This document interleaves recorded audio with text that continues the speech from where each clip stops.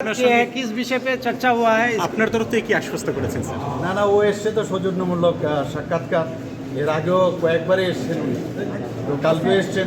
বিভিন্ন বিষয়ে আলোচনা হয়েছে, বর্তমান পরিস্থিতি, ত্রিপুরা রাজ্যের এইসব বিষয়ে আলোচনা হয়েছে, অন্য কোনো বিষয়ে আলোচনা হয়। এডিসি বরাদ্দ বাড়ানো বা মানে এইগুলো তো চলছে, আগেও বলেছে, এইসব তো থাকবেই, আমরাও দেখবো।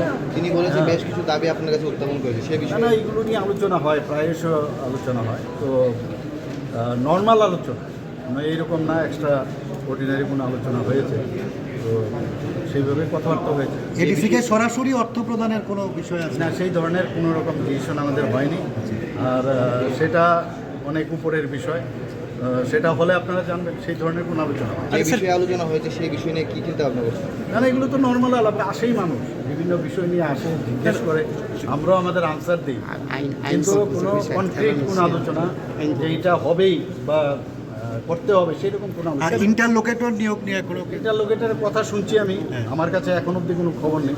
ইন্টারলোকেটার যখন আসবে তখন আপনারাও জানতে পারবেন। স্যার উনি বলেছেন যে কিছু বিল আটকে রয়েছে, গভর্নরের কাছে কিছু বিল আটকে রয়েছে, এই বিষয়টা নিয়ে কোনো কথাবার্তা না হয়েছে? না, আমি তো বললাম তো, অনেক জিনিস, অনেক কথা আলোচনা হয়েছে, তো সেইগুলো নর্মাল আলোচনা, মানে এটাকে একদম হাইলাইট করতে হবে সেরকম কিছু।